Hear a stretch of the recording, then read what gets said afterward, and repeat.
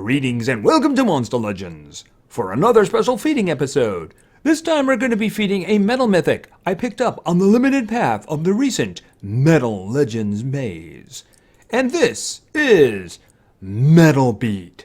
And Metalbeat, of course, is a mythic. He's metal, of course, it's in the name. He's from the underworld. He's mechanical, very into family, and part of a current birthday event. Unfortunately, he has one lock ruin slot, but that's a lot better than 2 lock ruin slots. So let's find him a home. Looks good to me.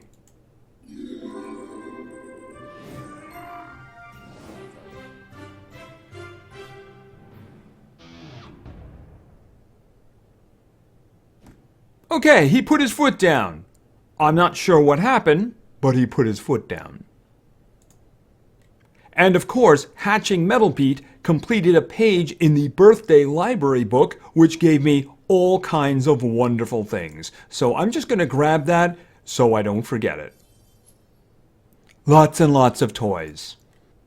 Alright, so where's our new friend? There he is right there. And what do you got for me? No, you're not Sanderson. I think we already have a Sanderson. We'll find a good name for him. I'm thinking some kind of a lead singer of a band. I'm sure suggestions will come in.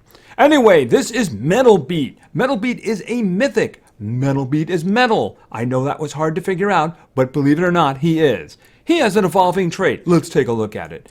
At rank 0, he is immune to blindness. At rank 1, he gains immunity to the torture effect Sunburn. And if you get him all the way to rank 3, he will get a status cast for precision for himself, of course. All right, let's look at his initial stats here. His strength is really good, among the best. You pay a price for it, though, because his life is clearly the worst of all the mythics right now. He is truly a glass cannon. Now, his speed is actually really good. When he gets to 100, it's going to be over 4,700, so very good right there. So let's take a look at his initial skills. All right, what do we got here? Metal Family. Deals moderate metal damage to one enemy, and that is a 0/0, although in this case, there's no chance of taking it. He's going to have some skill combos that are very, very interesting. All right, then we move on to Rebel Fury. Deals low metal damage to all enemies. Once again, probably not going to keep that because after all, he is kind of a damage dealer, although he's a little bit supporty in what he does. We're going to have to see that. And then, of course, his special skill, Hear This. Removes positive status effects from all enemies, deals very heavy metal damage to all enemies. So basically going to take everything away from them and then do a whole bunch of damage to them. Sounds good to me. Metal Band was on tour, and on a particularly vibrant night, Glamhead was so overcome with his own prodigy that, at the end of a song, he smashed his guitar against the stage floor, opening a hole. A mythic creature rose from it, like a dark angel ascending from rock and roll heck. Its name was Metalbeat. And there he is right there. But of course, he's going to need some food, isn't he? I vote tomatoes. So let's get him up to his final form over here. And there he is. Definitely heavy metal. Very heavy metal. Especially those hands. And they come with their own sound system, don't they? Alright, let's go with the skills, because that's why we're all here. We're stopping first at level 7. Power Crazed. Disables trait and applies minor blind to itself. Applies triple damage to itself.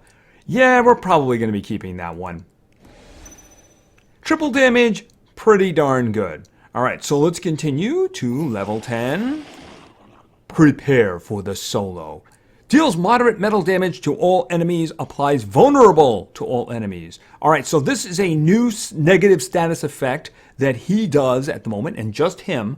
What it means is anybody who has it will take 50% more damage from attacks.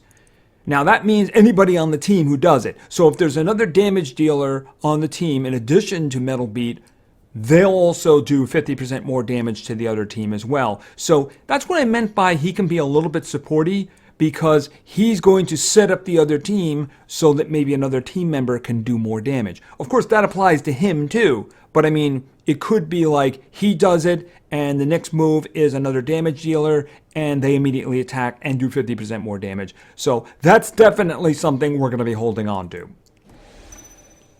All right, so let's see what else he's got. Okay, all the way to level 20. Don't Step on Me. Applies Skill Mirror and double damage to itself. Applies Vulnerable to itself. All right, so the Skill Mirror and the double damage thing are pretty good. However, if you'll notice, they only last for one turn. But it also puts Vulnerable on him, which means that he takes 50% more damage for attacks on him. I'm not taking this one. We're probably going to see this a lot, but it doesn't work into what I want to do. So we're just going to leave that behind. And making him vulnerable, considering how low his life is to begin with, yeah, I just don't think that's a really good idea. So we're just going to bypass that and go to level 25. And we're going to see that one again. Probably going to see that one a lot, aren't we? Hopefully not too much, because I want to see the skills. Oh, we're just going to keep doing that, aren't we? All right. We'll try level 35. All right, turn up the volume. Deals moderate special damage to all enemies. Applies damage boost to itself. All right, so that's a really good hit. And it is going to give him a damage boost. And that's going to last for 3 turns. By the way, that damage boost will stack with the triple damage and the double damage. So just so you know, it's not like a waste. It's going to overwrite anything. No, they will all stack. But that's a really good hit, especially if the other team is vulnerable and maybe he has triple damage on. Just saying. All right, so let's go on to 40 and see if we can get another skill, because we had some repeats there. Over 120 decibels. Deals massive metal damage to one enemy. I'm not taking that. There's a reason I'm not taking that. So let's just continue to move on and go with the one that I am taking. Not that one. Stop it. Am I actually going to have to go for it? Probably. So let's just see. Maybe it will pop up. Nope, not yet. All right, I got 2 more shots before we have to dig for it. Nope, I guess this is just gonna... We got one more chance, then we dig. Nope, we're digging. All right, so let's go on in. All right, so the one I am specifically looking for is I'm going to put there. So let's go looking for it. Let's go looking for it. Hierarchy Destroyer. Removes all negative status effects from itself. Deals heavy metal damage. Now this has 2 big benefits to it. One, it's a 0 cooldown. So if he gets his cooldowns activated, he can still use this one. Another thing is it will remove negative status effects. What does that mean? Well, if he was to use this one, disables his trait and applies minor blind. Remember, he himself is immune to blindness, so you have to do that in order to put the minor blind on him. This will also put triple damage on him. So if his trait's disabled, he has minor blind and then triple damage. If you come back with this one, this will remove negative status effects. So it will take the minor blind off of him, and that metal hit will be triple damage. Now you might want to actually take the risk with the minor blind and use this one with the triple damage. That's fine. Maybe in the meantime, somebody on his team takes the blindness away, or maybe he's grouped with Elvira and therefore he can't be blind because she makes everybody immune to blind. But one way or another, it's a good follow-up. You have this one, you can get triple damage. You do have the minor blind. This one is also good because, again, it's a 0 cooldown, and it will remove negative status effects from him. What if he's got a whole bunch of torture effects on him? What if he's got total damage reduction? Well, this is just going to take it off, and then he's going to do heavy damage anyway. So that's just a really good addition. So that's the reason that I didn't want this one. One reason I don't want it is because of the vulnerable there. But the thing about it is I kind of got a combo over here that I want to use, right? You need this one for vulnerable. Then this one here is going to give him the triple damage. This allows you to use the triple damage on one individual without having to worry about the blindness. And this one is just a really good hit that's going to give him a damage boost. And maybe you might want to risk the triple damage with this one, in which case that would really hurt. I got everything that I wanted from there. Let's take a look at his stats at 60. Yep, really good strength. Very good strength. Like I said, among the best. His life, oh, well, that's just terrible. I mean, he's getting down into legendary area at this point. Yeah, this guy is going to be very fragile. Very glass cannon. Now look at his speed. His speed is over 3,000, so he's going to be fast. Because he actually does put the vulnerable state on, you might want this guy going faster in order to exploit that, right? I mean, if he's going fast, then he can put the vulnerable down, turn around, and come back with an attack and do 50% more damage, and just set up the rest of the team as well. Pretty good motivation for putting speed on him. Definitely something to consider. All right, let's just take one last look at the skills that I selected. Turn up the volume. Deals moderate special damage to all enemies, applies damage boost to itself. Now, damage boost is an extra 50%. But he is going to have it for 3 turns, so that's not so bad when it's nice throwing. See, the one thing this guy does not do, he doesn't do any torture effects. So he is completely dependent on damage. So that's the reason he basically has 3 damage boosts. He has this one. He has the double damage with the vulnerable that I didn't take. And then, of course, he has the triple damage. So he is dependent on actual damage. And then we have Hierarchy Destroyer. Removes all negative status effects from itself, deals heavy metal damage to one enemy. Alright, so this has got a couple of good things going for it. One, the removal of negative status effects, which is always a very good thing. So if he has like blindness, or he has total damage reduction, or he has things to reduce his accuracy, he can just get rid of them.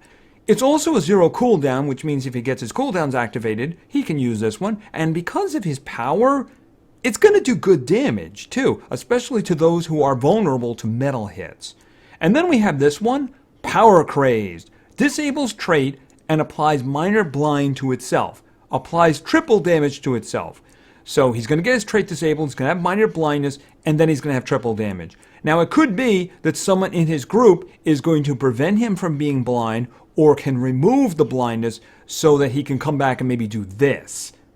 But if he doesn't, he can always do this and take the blindness off himself. His trait will still be disabled, but that shouldn't be too traumatic for him, right? So this is a pretty good one right here. This is going to do triple damage, and with his power, whatever he ends up using, if he does hit something, it's really going to hurt.